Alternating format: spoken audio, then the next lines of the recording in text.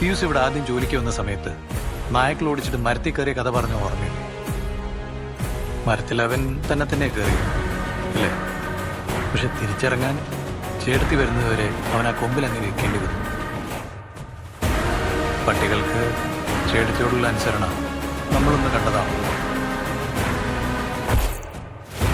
സാറിന്റെ ഊഹം കേസൊക്കെ ഓക്കെ. പക്ഷെ സാറിന് ശരിക്കും കുര്യച്ചനെ അറിയത്തില്ല. ഇത്രയും ത്യാഗം സഹിച്ച് പിടിച്ചു കിട്ടിയ പോലെ ഏതെങ്കിലും ഗുഹയെ പൊളിച്ചിരിക്കാനൊന്നും കുര്യച്ചൻ നിൽക്കില്ല. കുറച്ചു ദിവസത്തേക്കാണ് പിന്നെയോ.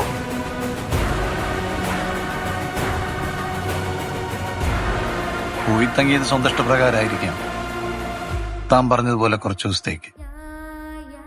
പക്ഷെ കാവലിനെന്നും പറഞ്ഞ് കുര്യച്ചൻ വിശ്വസിച്ച് നിർത്തിയ നായ്ക്കള് ആക്ച്വലി അയാളുടെ കൺട്രോളിലല്ലെങ്കിലോ?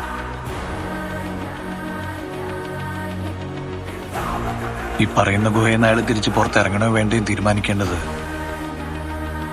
കുര്യച്ചനല്ലെങ്കിലോ?